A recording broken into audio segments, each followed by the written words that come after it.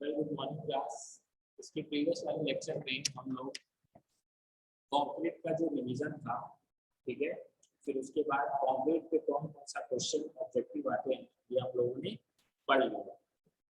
ठीक है, आज जो है हम पढ़ेंगे chapter number 4, reinforced cement concrete, यानी प्रबलित सीमेंट कंक्रीट। ठीक है, जो प्लेन सीमेंट कंक्रीट होता है यानी साधारण सीमेंट कंक्रीट होता है, उसके अंदर हम लोग छड़ का इस्तेमाल नहीं करते। ठीक है, क्यों नहीं करते हैं?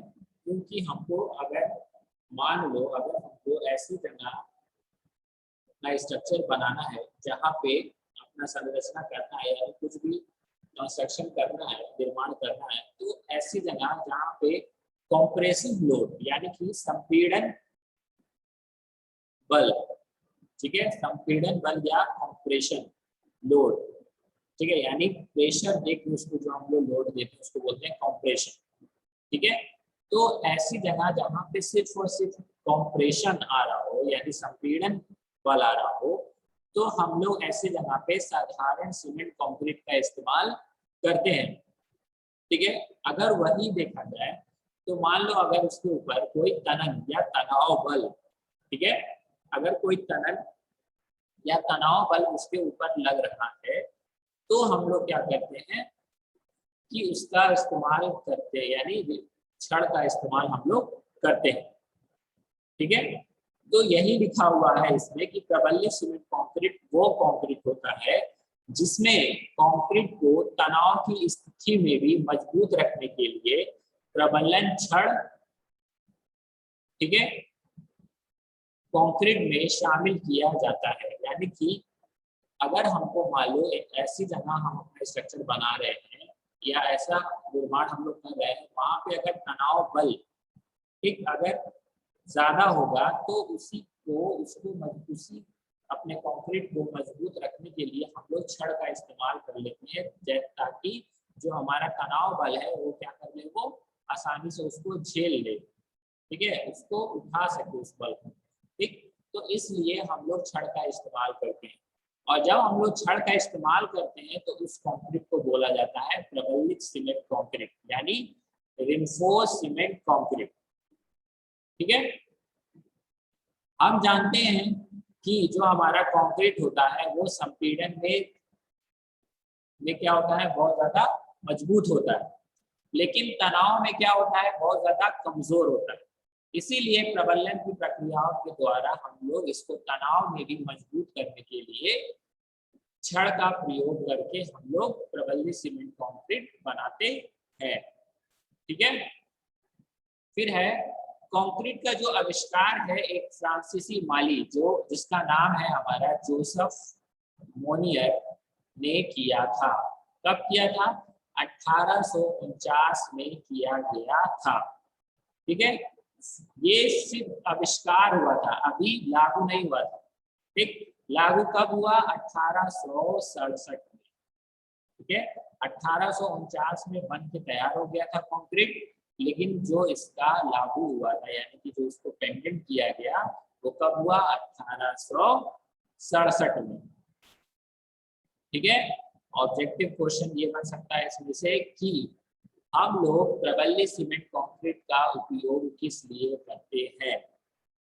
ठीक है, ये हो सकता है, तो ऑप्शन इसका ये होगा कि अपने जो हमारा कंक्रीट है उसको हम लोग तनाव में मजबूत करने के लिए हम लोग प्रबलित सीमेंट कंक्रीट या रिइंफोर्स्ड सीमेंट कंक्रीट का उपयोग करते हैं। ठीक है, फिर आता है नेक्स्ट, प्रबलित के रूप में स्टाफ का चुनाव क्यों? यानी कि अगर हम लोग रिइंफोर्समेंट दे रहे हैं तो स्टील का ही उपयोग क्यों करते हैं? हम किसी और मटेरियल का भी इस्तेमाल कर सकते हैं, हम कोई और निर्माण पदार्थ इस्तेमाल कर सकते हैं उसकी जगह पे। ठीक है, और कोई पदार्थ हम उसकी जगह इस्तेमाल कर सकते हैं। ठीक है, तो क्यों इस्तेमाल करते हैं, आइए पढ़ते हैं। पहला है इसमें, इतनी सामर्थ्य वाली अन्य वस्तु की अपेक्षा स्टाफ काफी सस्ता होता है। यानी कि अगर किसी और धातु यानी मेटल्स की बात की जाए तो उसकी अपेक्षा में हमारा जो स्टील है वो क्या होता है, हमको सस्ता पड़ता है, ठीक है, बहुत ज्यादा चीप होता है, यानी सस्ता होता है, ठीक है। और दूसरा है कि स्टाफ जो है वो हमको आसानी से उपलब्ध हो भी जाता है, ठीक है, इसको प्राप्त करने के लिए ज्यादा समय की आवश्यकता नहीं होती है और ज्यादा मात्रा में ये हमको उपलब्ध हो जाता है, ठीक। फिर जो है हमारा स्टाफ जो है यानी स्टील, स्टाफ का मतलब होता है स्टील, स्टील या स्टाफ बोलो, ठीक। स्टाफ जो है और स्टाफ और कंक्रीट के बीच में जो बॉन्ड होता है वो क्या होता है, बहुत ज्यादा अच्छा होता है, यानी जो पकड़ है, अभिलांग है, यानी बॉन्ड, वो क्या होता है, बहुत ज्यादा अच्छी पकड़ होती है, ठीक है, जो कि हमारे लिए बहुत ज्यादा आवश्यक या अनिवार्य है। अगर स्टाफ और कंक्रीट एक दूसरे को नहीं पकड़ेंगे तो हमारा स्ट्रक्चर यानी हमारा जो संरचना है वो बन नहीं पाएगी, ठीक है। फिर है स्टाफ उच्च इलास्टिसिटी वाला पदार्थ है। इलास्टिसिटी मतलब होता है कि जब भी हम उसके ऊपर लोड लगा के तो हम लोग उसको किसी भी आकार में ढाल सकते हैं, यानी वो इतना इलास्टिक होता है, ठीक है, ठीक, कि उसके ऊपर हम लोग लोड लगा के उसको किसी भी एंगल में मोड़ सकते हैं, किसी भी आकार में चेंज कर सकते हैं, ठीक है, ठीक। फिर क्या है, स्टाफ की छड़ों पर कंक्रीट का आवरण आ जाने पर वायुमंडल प्रभाव के कारण इसका संरक्षण नहीं होता है। हम जैसा जानते हैं कि अगर लोहे को या स्टील को बाहर रख दिया जाए तो उसमें क्या होता है, उसमें क्या होता है, उसमें जंग लगने लगता है, ठीक है। तो अगर मान लो अगर हम लोग क्या जो छड़ होता है वो हम देखते ही होंगे कि छड़ को नीचे रखा जाता है, फिर उसके ऊपर से कंक्रीटिंग किया जाता है, ठीक है, ताकि हमको छड़ दिखाई ना दे, ठीक है।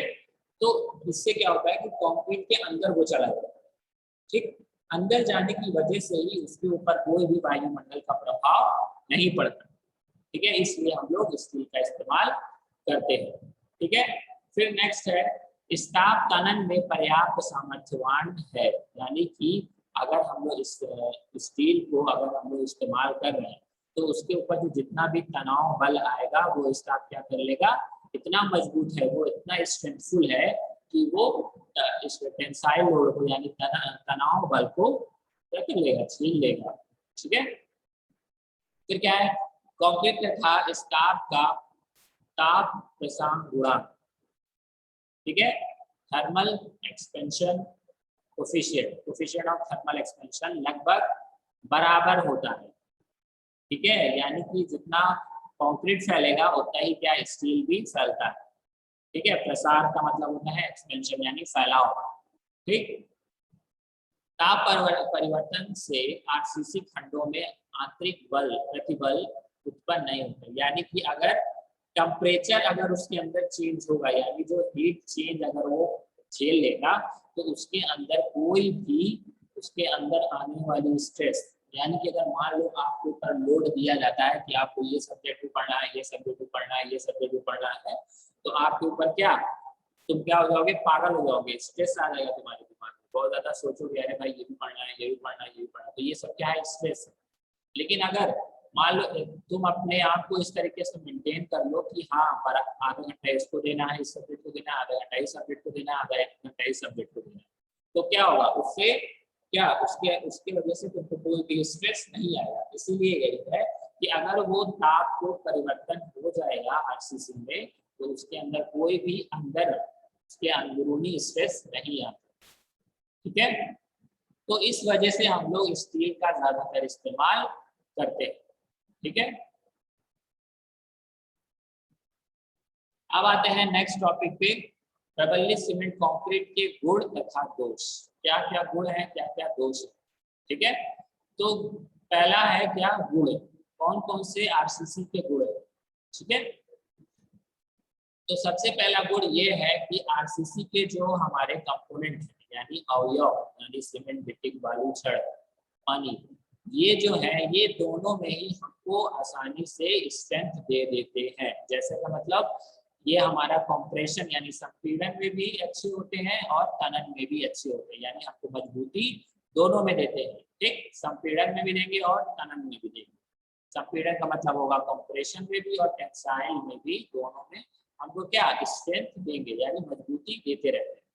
ठीक है, फिर क्या है, ये किसी भी आकार में ढाला जा सकता है, यानी आरसीसी को किसी भी आकार में ढाला जा सकता है। देखिए होगी मूर्ति बन जाती है, स्टैचू बन जाता है, मंदिर बन जाता है, गुंबद बन जाता है, अलग अलग तरीके का हर चीज बन जाता है। ठीक है, तो आरसीसी अगर होगा तो हम लोग उसको किसी भी आकार में ढाल सकते हैं। ठीक है, ठीक। फिर नेक्स्ट है, आरसीसी की रचनाएं देखने में सुंदर, आकर्षक तथा विशाल लगती है। ठीक है, यानी जितनी भी प्रबलित सीमेंट कंक्रीट की रचनाएं हैं, स्ट्रक्चर है, वो देखने में कैसी लगती है, सुंदर लगती है। ठीक है, आकर्षक लगती है और विशाल का मतलब बड़ी भी होती है। लंबी लंबी बिल्डिंग्स होती है तो कैसी लगती है, अच्छी भी लगती है, आकर्षक भी लगती है। ठीक है, मीनार देखे होगे बनते हुए, गुम्बद देखे होगे बनते हुए। ठीक है, मंदिर का गुम्बद बनता है, अलग अलग तरीके का जो हमारा टेम्पल है, मॉस्क्यू है। ठीक है, ये सब बनते रहते हैं। ठीक, फिर क्या है, आरसीसी की रचनाएं अग्निशय तथा टिकाऊ होती है। अग्निशय का मतलब उसके ऊपर अगर आग लग जाए तो उसके ऊपर कोई प्रभाव नहीं पड़ेगा, यानी फायर प्रूफ या फायर रेजिस्टेंट।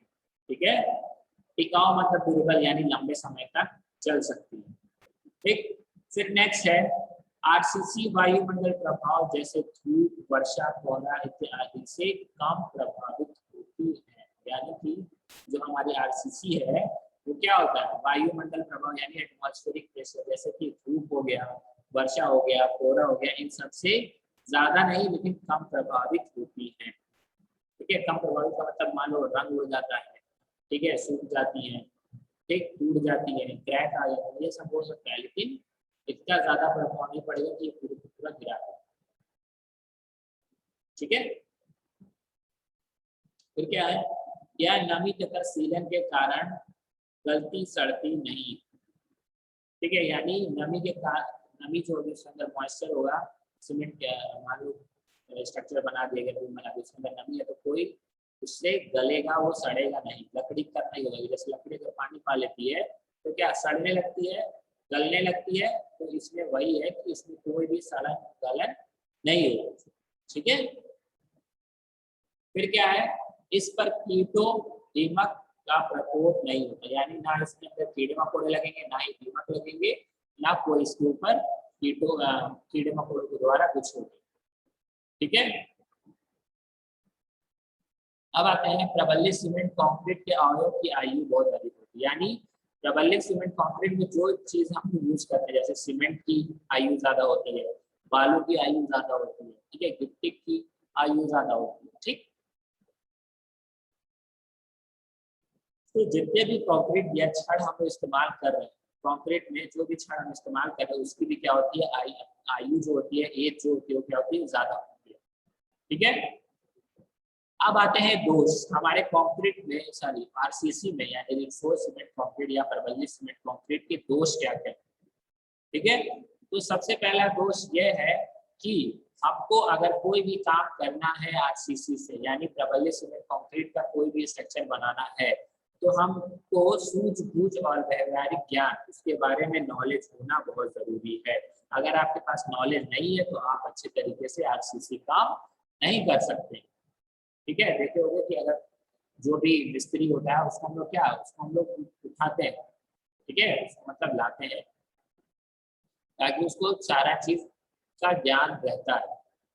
ठीक है, फिर क्या है नेक्स्ट, रचना के निर्माण के लिए कुशल कारीगरों की आवश्यकता पड़ती है, यानी स्किल्ड लेबर होने चाहिए। ऐसे नहीं कि मतलब किसी को भी उठा के बनवा दिए और घर हमारा गिर गया।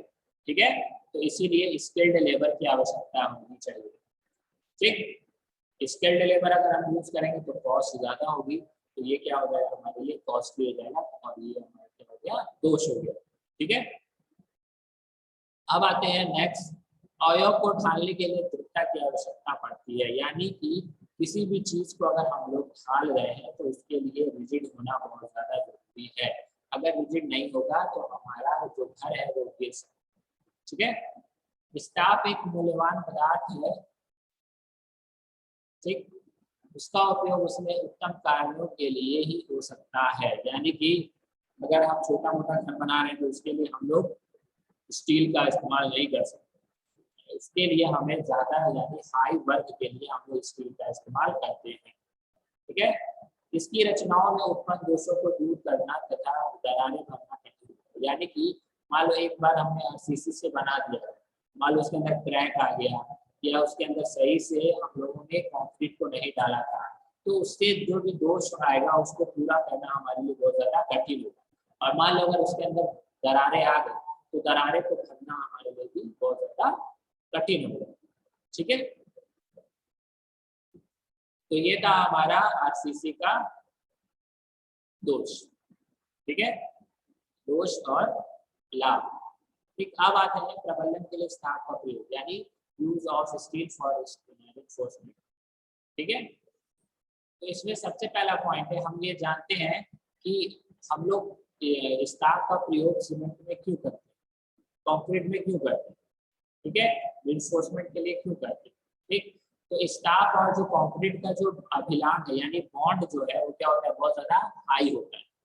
ठीक है, एक दूसरे को ये पकड़ के रखते हैं। ठीक, सेट होने पर क्या होता है, कंक्रीट स्टाफ की छड़ों को क्या करता है, जकड़ लेता है। यानी कि जब छड़ और स्टाफ एक दूसरे से मिलते हैं तो एक दूसरे को जकड़ लेते हैं। जकड़ने का मतलब जानते हैं, पकड़ पूरे तरीके से बांध लेते हैं। ठीक है, जो प्रबलित वह प्रतिबल वह स्वयं नहीं वहन कर पाते, स्टाफ का निर्धारित करते। यानी कि कंक्रीट के ऊपर जितना लोड आ रहा है वो अपना सह लेगा, अगर उसके ऊपर वो नहीं सह पा रहा है तो क्या करता है, वो स्टाफ के ऊपर क्या करेगा, ट्रांसफर करेगा, हस्तांतरित कर देगा, यानी कि उसको दे देगा। यानी जितना कंक्रीट यानी सिमेंटेटिक बालू है उसको सहना होगा, सह लेगा। ठीक, लेकिन जितना वो नहीं सह पाएगा वो क्या करेगा, स्टील के ऊपर ट्रांसफर कर देगा, जिससे स्टील उसको क्या करेगा, सह लेगा। ठीक है, ठीक, फिर आते हैं दूसरा, यह अन्य धातु से सस्ता पड़ता है। यानी जो स्टील होता है वो क्या होता है, बहुत ज्यादा सस्ता होता है। अगर किसी और मटेरियल की बात करें, जैसे कॉपर है, कॉपर का ज्यादा इस्तेमाल अपने कैसे, क्योंकि वो बहुत ज्यादा महंगा होता है। एल्यूमिनियम का भी होता है महंगा। ठीक है, तो अगर हम लोग एल्यूमिनियम का छड़ इस्तेमाल करने लगे, स्ट्रेंथ तो उतना देगा लेकिन ये ज्यादा स्ट्रेंथ भी देता है और ये हमको सस्ता ही पड़ता है। ठीक, आप इंजीनियर है तो इंजीनियर के तहत आप एक अच्छा सस्ता चीज निकालें। जो भी चीज बनाई जाती है वो ऐसे बनाई जाती है कि आप सस्ता चीज निकालें और सभी लोग इस्तेमाल कर सके, इसलिए यानी वो इकोनॉमिकल हो।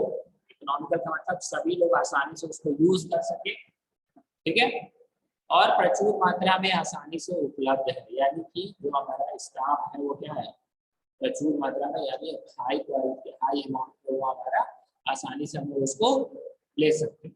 ठीक है, फिर है स्टाफ एक उच्च प्रस्थाप मापक वाला पदार्थ है। अभी बताया था प्रस्थाप मतलब होता है इलास्टिक। एक इलास्टिक मॉडुलस वाला, यानी उसके ऊपर हम लोग लोड लगा के किसी भी एंगल पे हम लोग कहीं पे भी मोड़ के हम लोग उसको बना सकते हैं। ठीक है, स्टाफ की छड़ें सीमेंट कंक्रीट में दबाए जाने पर इसका संरक्षण नहीं होता। यानी कि स्टाफ का अगर हम लोग छड़ को सीमेंट के अंदर हम लोग अगर दबा देते हैं, ठीक है, तो उसके अंदर कोई भी कोरोजन नहीं लगता, यानी उसके अंदर जंग नहीं लगता है। ठीक है, वो वैसे का वैसा ही रहता है। ठीक, फिर स्टाफ की तनन और संपीड़न सामर्थ्य काफी अधिक होती है। यानी जो स्टाफ का संपीड़न सामर्थ्य होता है, यानी कि कंप्रेसिव स्ट्रेंथ और टेंसाइल स्ट्रेंथ, यानी संपीड़न सामर्थ्य और तनन सामर्थ्य जो होती है, सामर्थ्य मतलब होता है मजबूती, वो क्या होती है, बहुत ज्यादा होती है। ठीक है, फिर नेक्स्ट है, इसको काटने, मोड़ने और जाल तैयार करने में दिक्कत नहीं होती। यानी हम जाल बनाते हैं ना, ऊपर लिंटर डलवाते हैं। ठीक है, तो इसको ना काटने में दिक्कत होती है, ना मोड़ने में दिक्कत होती है और ना ही जाल बनाने में दिक्कत होती है। ठीक है, हम लोग इसको किसी भी आकार में आसानी से हर तरीके से हम लोग इसको जोड़ सकते हैं। ठीक है, अब आते हैं प्रबलन स्टाफ के प्रकार, यानी टाइप्स ऑफ रिइंफोर्सिंग स्टील। यानी जो स्टील है वो कितनी तरीके का हम लोग इस्तेमाल करते हैं। ठीक है, प्रबलन के लिए निम्न प्रकार का स्टाफ उपलब्ध होता है। पहला जो होता है वो होता है मृत्यु स्टाफ ग्रेड। ठीक है, इसका नाम होता है माइल्ड स्टील। ठीक, इसको डिनोट किया जाता है यानी इसको दर्शाया जाता है किससे, FC 250, ठीक है, FC 250, ठीक है। इसके बारे में अगर आपको पढ़ना है तो आप IS कोड के द्वारा पढ़ सकते हैं, IS 432 और 1139, ठीक। इसमें आपको ज्यादा डिटेल नहीं जानना है, बस जानना है कि रिइंफोर्सिंग जो स्टील होता है यानी प्रबलन स्टाफ जो होता है वो कितने प्रकार का होता है, ठीक है। तो सबसे पहले होता है मृदु स्टाफ ग्रेड यानी FC 250, माइल्ड स्टील बोला जाता है उसको हिंदी में। तो उसके बारे में अगर आपको जानकारी लेना है तो उसको बोलते IS 432, इसके द्वारा हम लोग पढ़ सकते हैं उसको, ठीक। फिर आता है माध्यम तनन स्टाफ मीडियम टेंसाइल स्टील, इसके बारे में अगर पढ़ना है आपको तो IS 400, 432 और 1139, ठीक है। फिर आता है उच्च तनन स्टाफ यानी हाई टेंसाइल स्टील, ठीक है। इसको अलग अलग बैक्टीरिया में अलग अलग तरीके से इसको यूज किया जाता है, ठीक है। इसके बारे में अगर आपको डिटेल के बारे में पढ़ना है तो IS 1139 में इसके बारे में पूरा दिया होता है, ठीक। अब देखो, अब जो उच्च प्रकार का तनन स्टाफ है वो दो भागों में बांटा गया है। पहला है ग्रेड FC 415 और FC ग्रेड FC 500, ठीक है। ज्यादातर हम लोग इसका इस्तेमाल 500 तक ही करते हैं, ठीक है। तो जो ग्रेड FC 415 वाला है उसको हम लोग ऐसे एक और नाम से जानते हैं जिसका नाम है हमारा टॉर 40, क्या है टॉर 40, और ग्रेड FE 500 अगर देखा जाए तो टॉर 50 बोलते हैं, ठीक है। तो ये दो तरीके के इसके हाई टेंसाइल स्टील होते हैं, ठीक है।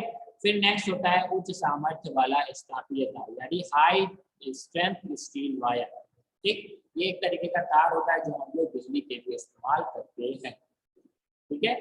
अगर आप किसी को प्रॉब्लम है वो पूछ सकता